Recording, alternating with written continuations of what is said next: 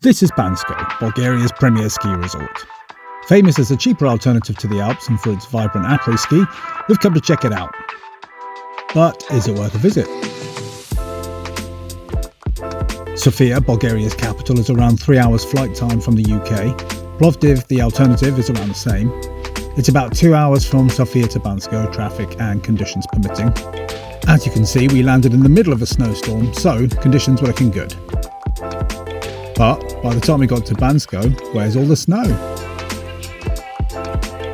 The forecast looks good anyway, so we head off to explore and grab our lift tickets in advance.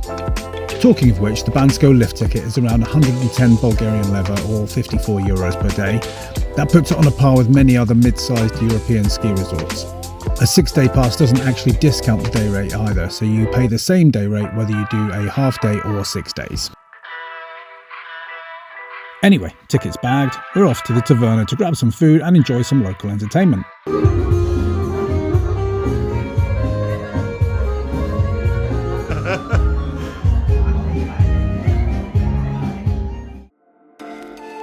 The next morning, we wake up and we're greeted by this. Unfortunately, we're also greeted by the infamous Bansko gondola queue. It takes us about an hour and a half before we get to the gondola, having arrived before the gondola even opened at 8:30. Okay, we've been in the queue about an hour. But yeah, there's a bit of pushing and shoving. Bad tempered queue management at the back. But yeah, we're nearly there. End is in sight. So yeah, hopefully we'll be up there very soon. And we're still going to go up the stairs yet. It's alright though. We're in at the front of the queue. How long was that, Mike? How long did it take? It was about just over an hour. I love standing. I love standing, yeah. Queuing for gondolas. Fabulous. But yeah, we're on. We're going up.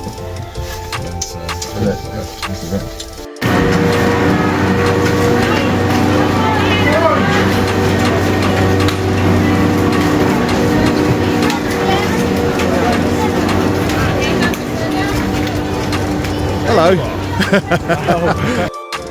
Alright, we've made it to the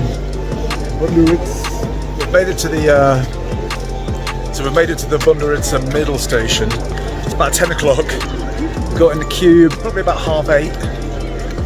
Maybe just before that, maybe about 8:15. So yeah, that's part of 2 hours, hour and 3/4 before we got to the top of the mountain, or the middle of the mountain. Haven't even ridden anything yet. Very busy. Not super busy, but this is obviously where the schools are. And we're just about to get on the next lift over there, the Kolavsky lift, which is just behind me. Yeah, get into the thick of it. See, as you can see, it's still coming down with the snow, so lovely conditions. Yeah, looking forward to getting actually up on the mountain finally.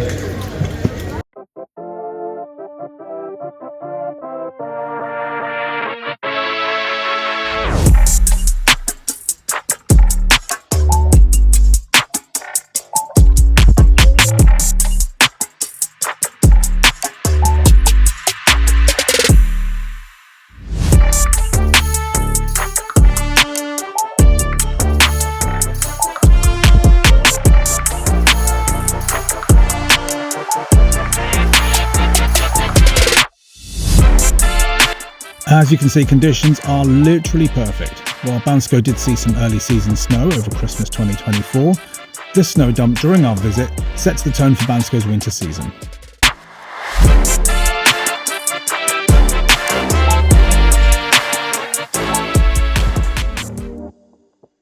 Some Bansko facts.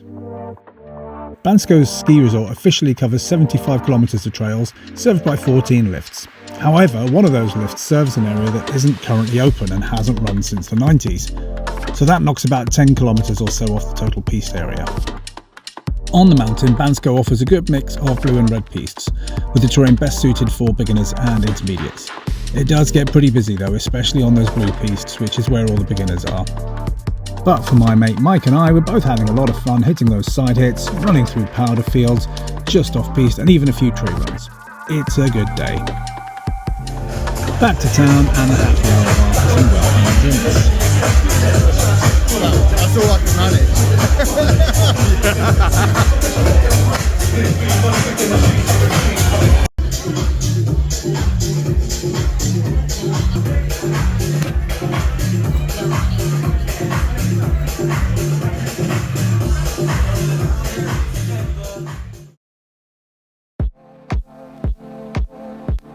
One highlight of Bansko is the ski road, which is one of the longest top-to-bottom ski runs in the world. The run takes you from the peak, past some busy sections, and along a meandering trail to town.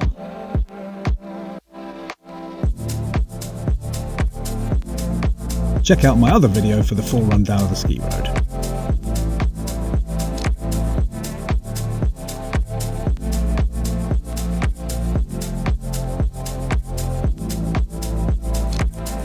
One thing we can highly recommend is a backcountry snowboard tour. We went with Split the Mountain, who are local experienced off-piste guides specialising in splitboarding and backcountry tours.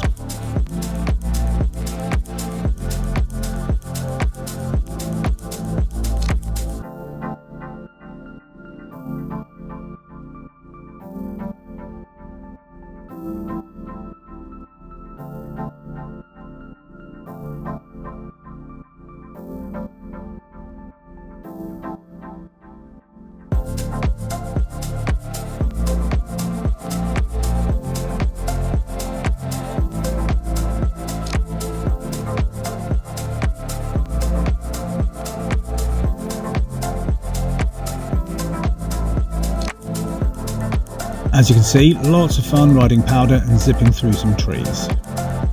Our tour was all lift accessed, and we strongly recommend using a guide rather than trying to find a line down the side of the mountain. These guys are avalanche trained and have all the gear, including transceivers and shovels, and they know how to get back to the resort too. Split the Mountain offer tours starting from as little as €70 per person. That's for a group of 5 sharing the package. I've dropped a link in the description for their packages. Okay, so we've had a lot of fun riding in Bansko, and the snow has been falling pretty much all week. And our hosts at Explore Bansko Chalets have also been excellent. Based in the old town, close to many restaurants and bars, Explore Bansko Chalets offer catered chalets with drinks included. And there's even a hot tub. All of their chalets are decked out in repurposed ski gear for that upcycling vibe. They're a great option, especially if you're travelling as a group or with family. Check out their link in the description as well. So what's the verdict on Bansko? Well, Bansko isn't super cheap anymore, it's definitely a good value ski holiday. Food, drink and accommodation are all much more affordable than the Alpine equivalent. We usually paid around €30 to €40 per head when eating in the tourist area of town, although you can halve this by heading into the old town or eating from one of the kebab shacks on the main drag. We felt that a week was about right for our visit, and the backcountry tour was a fun addition. Yes, that queue is a bit long, but the maximum we spent in the queue was about 30 minutes during the week. To be honest, we were also a bit more leisurely with our arrival time later, which helped, and you can also jump in one of the many minibuses for around 12 lever each, that's about €5. While we didn't do any wild après, there are plenty of bars and clubs, but one thing we did enjoy was a trip to one of the many thermal baths nearby. A great way to soak the aches away from a week on the mountain.